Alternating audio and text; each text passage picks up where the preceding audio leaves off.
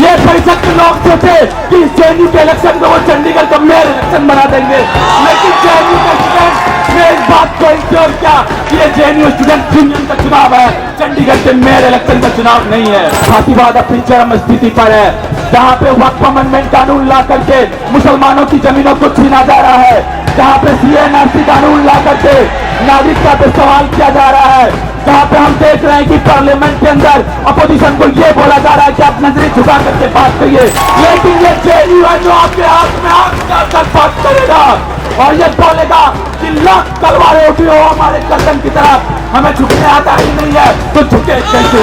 इस पेपर्स में यदि यूनाइटेड लेफ्ट पैनल की जीत होती है तो इस पेपर्स में 1 लाख 25 मुसलमानों को यूएपीए लगा करके इस्लामिक जिहादी बोल करके बंद कर दिया गया है। ये इसकी जीत होगी। अगर यूनाइटेड लेफ्ट पैनल की जीत होती है तो मणिपुर में संघर्ष कर रहे हमारे साथियों की जीत होगी, कश्मीर में संघर्ष कर रहे हमारे साथियों की जीत हो गई।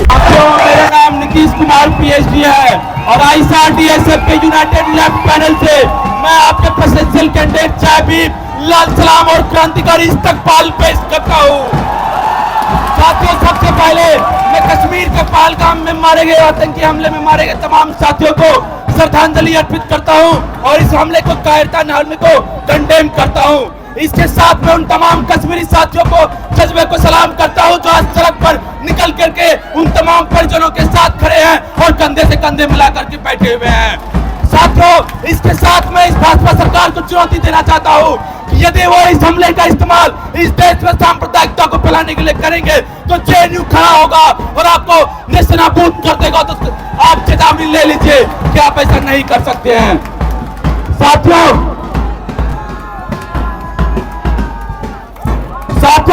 पिछले कई दिनों से जारी हिंसा के बावजूद इस जेएनयू के कलेक्टिव स्पिरिट ने इस बात को साबित किया है कि आज हमारे और आपके इस कैंपस में चुनाव होने के लिए जा रहा है।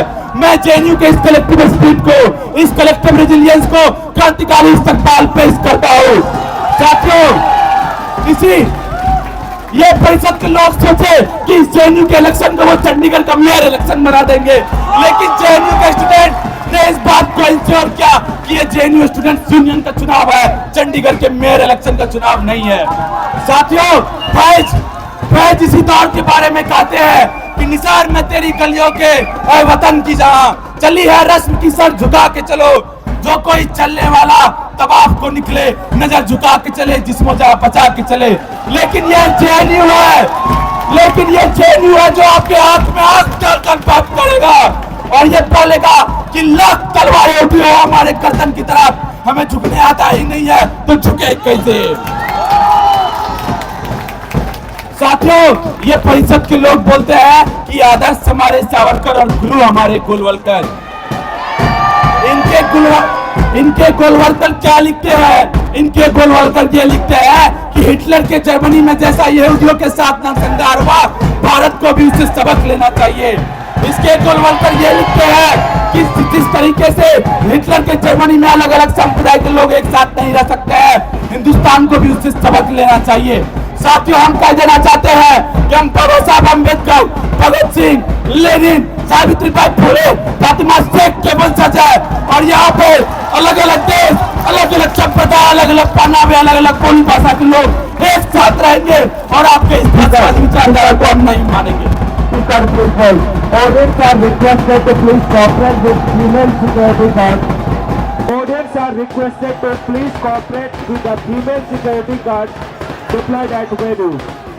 I repeat, audience are requested to please cooperate with female security guard deployed at venue.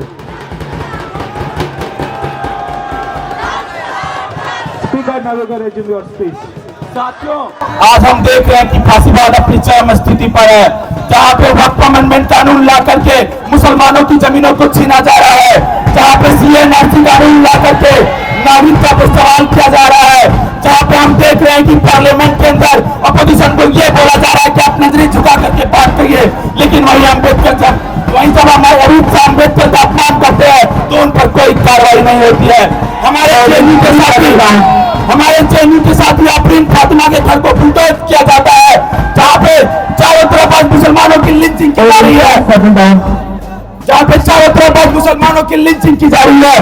पहलू खान से लेकर के सबीर मलिक, पहलू खान, समीर मलिक, तबरेज अंसारी और तमाम अनगिनत मुसलमान भाइयों को आज लीचिंग करके मारा जा रहा है।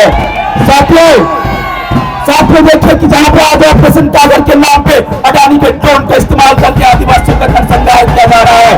उस बीच में इस मंच से मैं कांग्रेस सीताराम को याद करना चाहता हूँ, जिन्हें 2002 में कहा था कि बाबरी मस्जिद का डेमोलिशन फांसीवाद का एक नया चरम खोल रहा है इस देश में।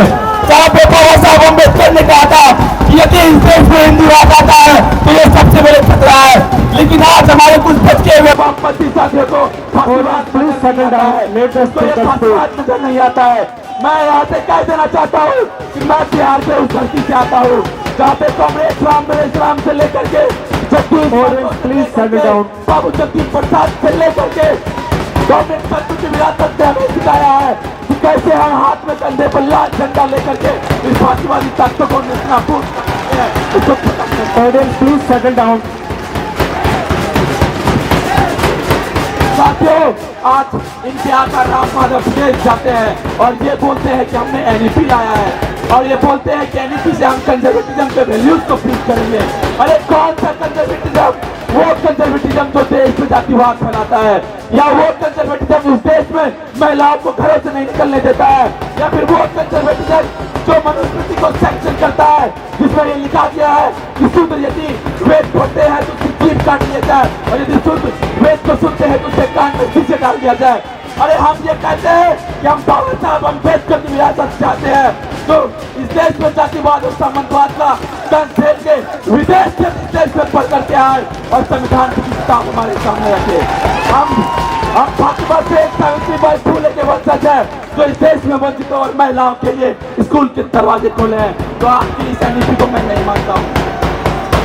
साथियों, आप देखिए जिस तरीके से इस कैंपस में फाइनेंशियल ऑटोनॉमी के नाम पे फंड को काट करके हेपा का लोन मॉडल इंट्रोड्यूस कर दिया गया है, जिस तरीके से हमारे इंफ्रास्ट्रक्चर की हालत है, आज हमारे इंजीनियरिंग और मैनेजमेंट में पढ़ने वाले दोस्तों को देखिए जिस तरीके से इतना है को 1 मिनट का वक्त नहीं मिलता है, तो हमारे एसओई के दोस्तों लेकिन उसी वाइस चांसलर को आरएसएस के मुख्यालय का उद्घाटन करने का वक्त मिलता है। ये कितनी शर्मनाक बात है। Audience, please settle down. Audience, please settle down. Audience, please settle down. Audience, please settle down. Now you can resume your speech. साथियों, इस कैंपस में जो आज साइंस के लैब की हालत है, सही से लैब में इंस्ट्रूमेंट नहीं मिलता है, सही से लैब में केमिकल अवेलेबल नहीं है और इस एडमिनिस्ट्रेशन को इसकी चिंता नहीं है। जहाँ पर हम देख रहे हैं कि इसी फंड कट के खिलाफ जमीन के आंदोलन को तेज करते हुए हैदराबाद सेंट्रल यूनिवर्सिटी ने हमें दिखाया है किस प्रकार से जमीन के आंदोलन को मजबूत किया जा सकता है। हम ये देख रहे हैं कि बनारस हिंदू विश्वविद्यालय में जिस तरीके से मोदी समर्थक रेपिस्ट के खिलाफ जो स्टूडेंट्स खड़ा रहे उनको निलंबित करने की कोशिश की गई है। हम देख रहे हैं कि एयूडी से लेकर जामिया मिलिया इस्लामिया तक जिस प्रकार से छात्रों को सस्पेंड किया जा रहा है केवल इसीलिए कि आप सच नहीं बोलेंगे। उन तमाम बर्खास्ती के खिलाफ इस देश के स्टूडेंट्स मूवमेंट ने दिखाया है कि ये सरकार हमें क्या बर्खास्त करेगी। हम आपको बर्खास्त करते हैं, हम आपको बर्खास्त करते हैं।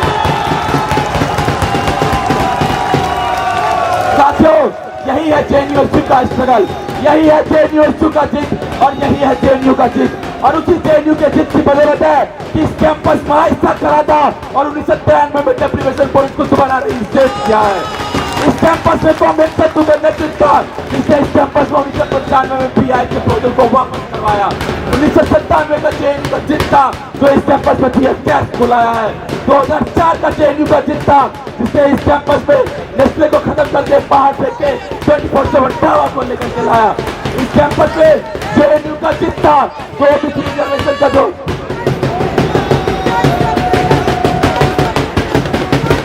Audience, please settle down. Audience, please settle down. Audience, now you can resume your speech.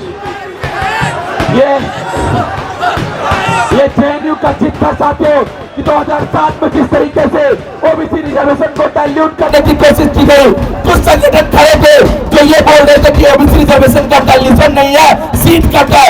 आज तक खड़ा होकर के यहाँ पे बोला था कि ये सीट कट नहीं, कट ऑफ का 2 दिन डिस्क्रिमिनेशन है और ओबीसी रिजर्वेशन इस कैंपस में लागू हुआ। जब इस कैंपस में 100% अटेंडेंस की पॉलिसी लाई गई, जब इस कैंपस में 100% अटेंडेंस की पॉलिसी लाई गई, तो जेएनयू का जिद था जो उसको वापस करवाया। जब इस कैंपस में 2019 में फ्री एक्ट लाने की कोशिश की गई, तो जेएनयू का जिद था जो फ्री एक्ट के प्रोजेक्ट को वापस करवाया। और उसी जेएनयू के जिद का एक प्रतिबंध बनकर मैं आपके सामने खड़ा हूं और आप सभी लोगों से अपील करता हूं। साथियों, आने वाले जेएनयू का जो विजन होगा वो विजन यही होगा कि इस कैंपस में जिस तरीके से आप देखेंगे पिछले साल 16 दिनों के भूख हड़ताल के बाद इस कैंपस को एडमिनिस्ट्रेशन को ये बात मानना पड़ा कि पश्चिमाबाद में रोड का इंफ्रास्ट्रक्चर तैयार होगा।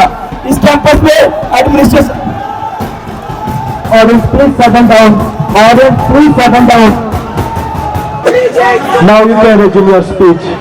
साथियों, ये 16 दिनों के भूख हड़ताल ने इस कैंपस में इंश्योर किया कि इस कैंपस में हर एक सेक्टर में एसएफसी का चुनाव होगा।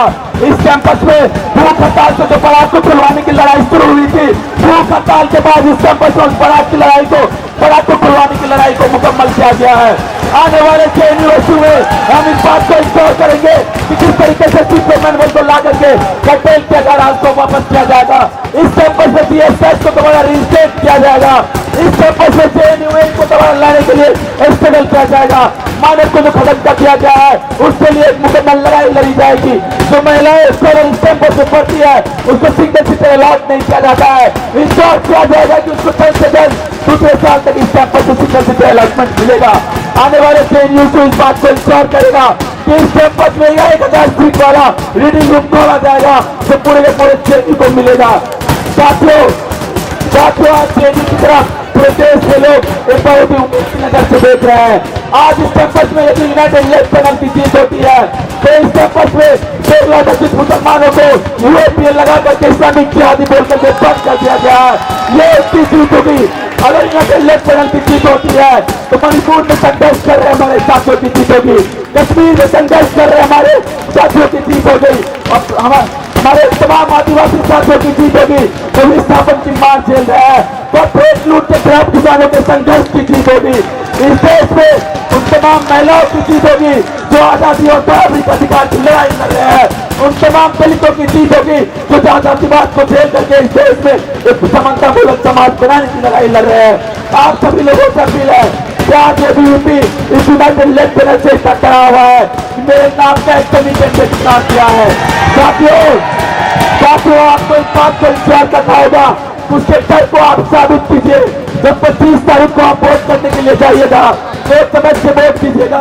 मेरा नाम Nitish Kumar PhD, presidential post का कैंडिडेट, वाइस प्रेसिडेंट पे कांग्रेस मनीषा, जनरल सेक्रेटरी पे कांग्रेस मुत्या और जॉइंट सेक्रेटरी पे कांग्रेस नरेश को वोट करिएगा।